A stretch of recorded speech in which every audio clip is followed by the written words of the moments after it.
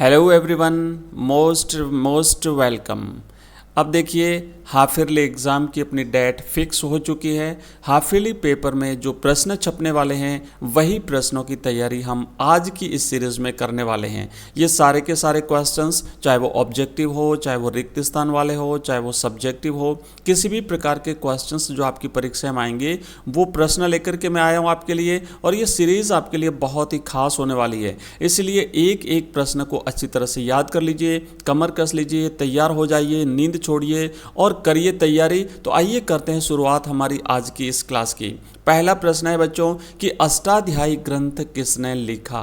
देखो, अष्टाध्यायी ग्रंथ जो है वो पाणिनि ने लिखा था, लेकिन इसी के साथ साथ मैं आपको बता देता हूं कि अलग अलग जो बहुत सारे ग्रंथ हैं, अब इसमें होता क्या है कि जैसे हमने एक तो कर लिया, लेकिन इससे मिलते जुलते जो ग्रंथ है ना, आपका कर्तव्य बनता है कि आप लोग सारे ग्रंथ याद कर लीजिए, नोट्स बनाइए अपने खुद के, और हमारे जो ये PDF है ये भी मैं आपको अवेलेबल कराऊंगा। तो एक प्रश्न को जब हम याद करते हैं तो परीक्षा में टॉपर बनने की यही रणनीति होती है कि उससे मिलते जुलते जितने भी क्वेश्चंस होते हैं वो भी आप लोग याद करें। चलिए दूसरा प्रश्न है कि संस्कृत ग्रंथों में कुल शब्द का प्रयोग होता है।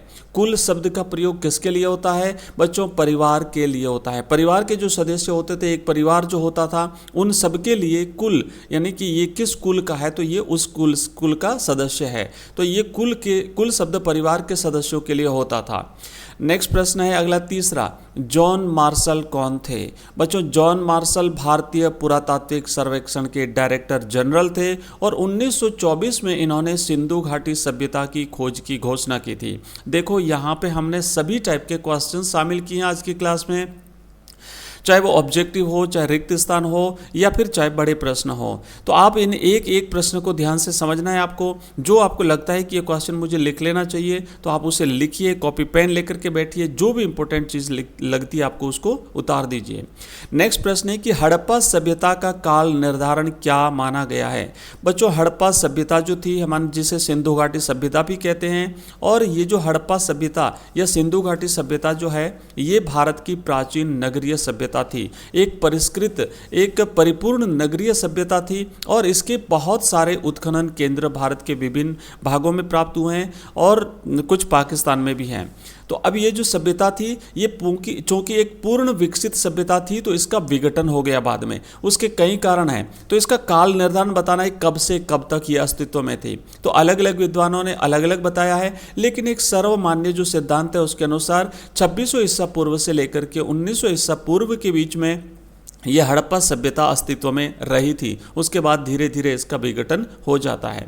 नेक्स्ट है पांचवा प्रश्न, महाभारत के समालोचनात्मक संस्करण से संबंधित एक अत्यंत महत्वाकांक्षी परियोजना किस वर्ष प्रारंभ हुई थी? बच्चों, महाभारत का एक समालोचनात्मक संस्करण तैयार करवाने के लिए VS सूक्तांकर, जो कि संस्कृत के महान पंडित थे, उनके नेतृत्व में ये योजना शुरू हुई थी 1919 में। तो सही जवाब रहेगा 1919।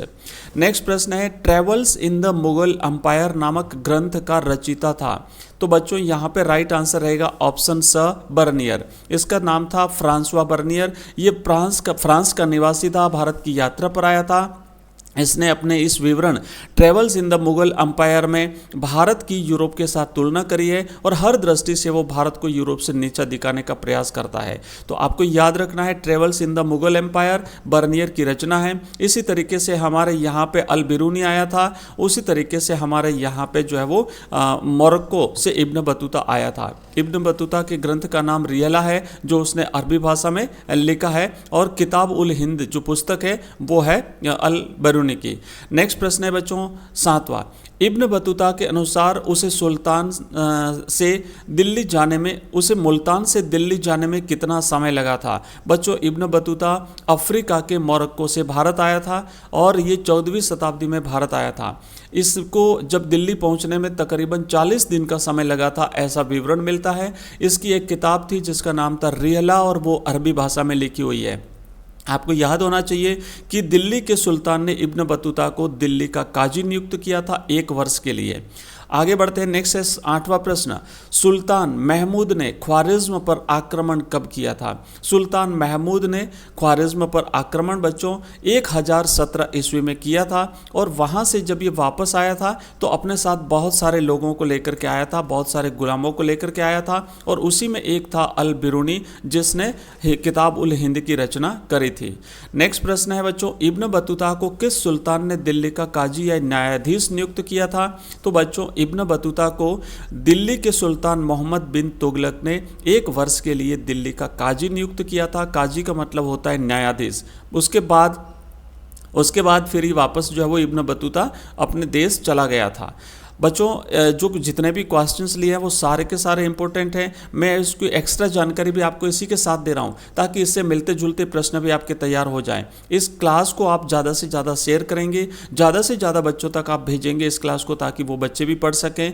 और साथ ही साथ मैं बता देता हूँ, हमारा WhatsApp group, Telegram channel join कर लीजिए, लिंक इस वीडियो के डिस्क्रिप्शन में दी हुई है। आप हमारा ऐप भी डाउनलोड कर सकते हैं, जहाँ पर आपको हमारे ये इंपॉर्टेंट क्वेश्चंस की पूरी सीरीज मिल जाएगी, हमारे कंप्लीट कोर्सेज भी आपको मिल जाएंगे। तो नेक्स्ट प्रश्न है कि अल बिरूनी के द्वारा जिन 2 ग्रंथों का संस्कृत में अनुवाद किया गया उनके नाम लिखिए। बच्चों यही अल बिरूनी है जो मोहम्मद बिन तुगलक के साथ भारत आया था एक दास के रूप में, और इसने अपनी विद्वता से बहुत ख्याति प्राप्त की थी। इसने एक किताब लिखी थी, किताब उल हिंद, और इसके साथ साथ चूंकि ये बड़ा विद्वान था, भारतीय व्याकरण शास्त्रियों और जो लेखक थे उनसे उनकी मदद लेकर के इसने 2 ग्रंथों की रचना जो है वो संस्कृत में अनुवाद किया था। वो था एक तो पतंजलि का व्याकरण और दूसरा था यूक्लिड के कार्य। नेक्स्ट 15वां प्रश्न, निजामुद्दीन औलिया के शिष्य कौन थे? बच्चों कई बार ये प्रश्न परीक्षा में पूछा है, याद रखना अमीर खुसरो जो है ये निजामुद्दीन औलिया साहब के शिष्य थे। आगे बढ़ते हैं, नेक्स्ट अगला प्रश्न। तो बच्चों आज की जो हमारी क्लास थी इसमें हमने 15 क्वेश्चंस लिए हैं। आने वाली हमारी सीरीज़ इसी तरीके से जारी रहेगी और क्वेश्चंस आपको मिलते रहेंगे। तो मिलते हैं अगली क्लास में, तब तक के लिए जय हिंद, जय भारत।